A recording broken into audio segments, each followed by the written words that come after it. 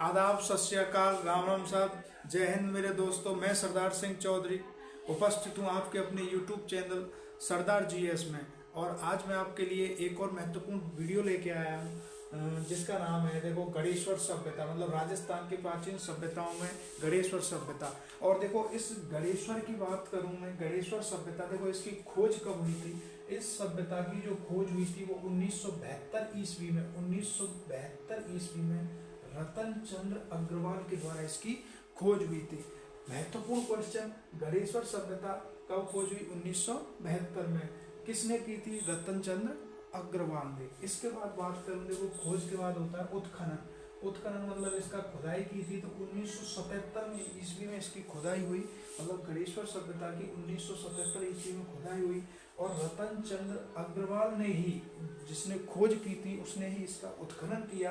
रतन चंद्र अग्रवाल और एक विजय कुमार नामक एक व्यक्ति था, इन दोनों ने मिलकर इसका उत्खनन किया। तो इसकी खोज 1972 में, जबकि इसका उत्खनन 1977 में हुआ था। देखिए बात करें हम इसकी, तो देखो इस जगह पर आपका ये राजस्थान का नक्शा मैं समझ सकता हूँ।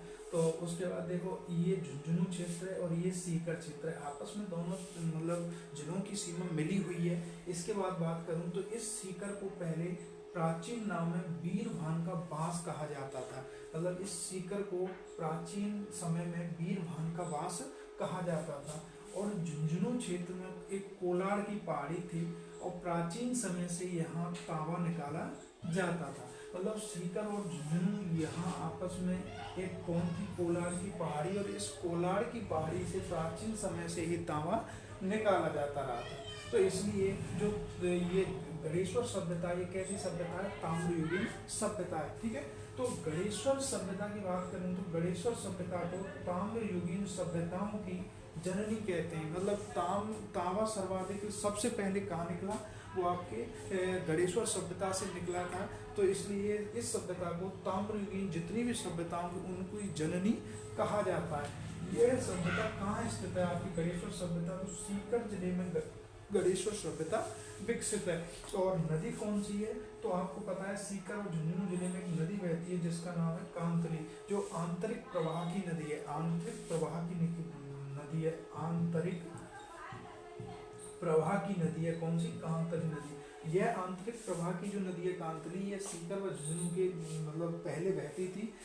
उसके बाद ये सीकर जिले में गणेश्वर सभ्यता किस नदी के किनारे? कांतली नदी के किनारे। देखो गणेश्वर सभ्यता से प्राप्त सामग्री, मतलब साक्ष्य कौन कौन से मिले, कौन कौन सी सामग्री प्राप्त हुई है? तो तांबे की खाने और सबसे प्राचीन मिली है, मतलब तांबे की खाने मिली है और सबसे प्राचीन मिली है, इसलिए ताम्रयुगीन सभ्यताओं की जननी कहते हैं।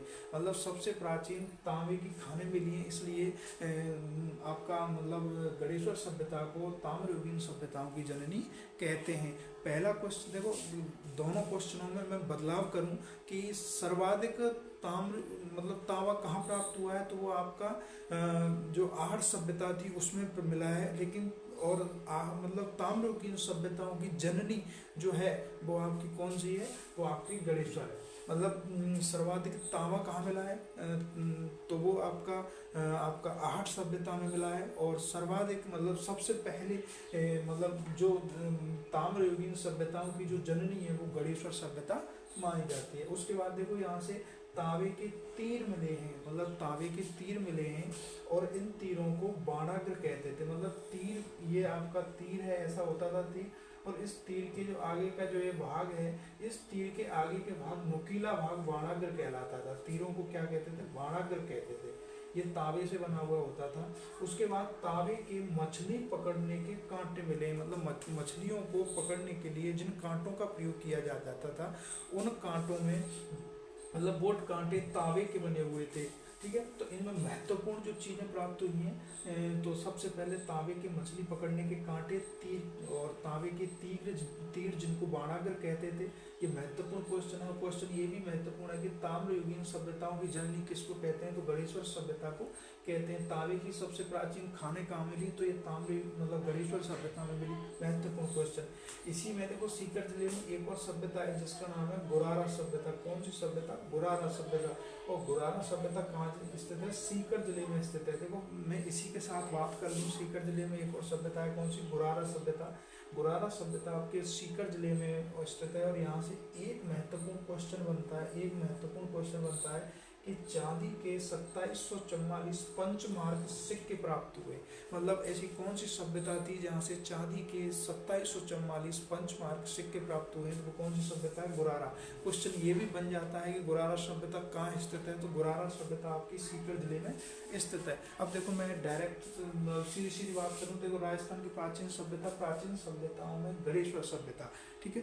गणेश्वर सभ्यता की देखो खोज कौन करी? 1972 में खोज करी रतन चंद्र अग्रवाल। एक व्यक्ति हो जाको नाम हो रतन चंद्र अग्रवाल, वहाँ ने आकी खोज करी। खोज कब करी? 1972 में करी। वहाँ के बाद में बात करूँ अब उत्खनन 1977 में भयो।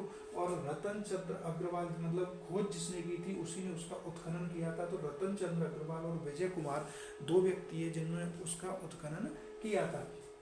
सीकर और झुंझुनू की आपस में सीमा मिली हुई है, इसलिए सीकर और झुंझुनू मतलब सीकर को पहले वीरवान का वास के नाम से जाना जाता था। उसके बाद सीकर झुंझुनू के मध्य एक कोलाड़ की पहाड़ी है और यहाँ प्राचीन समय से ही तावा निकाला जाता रहा था, मतलब निकाला जा रहा था। तो गणेश्वर को गणेश्वर सभ्यता को ताम्र युगीन सभ्यताओं की जननी कहते हैं। इसके बाद कहाँ स्थित है? तो ये सीकर जिले में स्थित है। नदी कौन सी है? कांतली नदी के किनारे। आंतरिक प्रवाह की सबसे बड़ी आंतरिक प्रवाह की नदी है कौन सी? कांतली नदी। इसके बाद बात करूँ गणेश्वर सभ्यता के कौन कौन से साक्ष्य प्राप्त भए हैं? तो देखो तांबे की खाने प्राप्त हुई हैं, सबसे प्राचीन तांबे की खाने प्राप्त हुई हैं, इसलिए ताम्रयुगीन सभ्यताओं की जननी कहलाती है।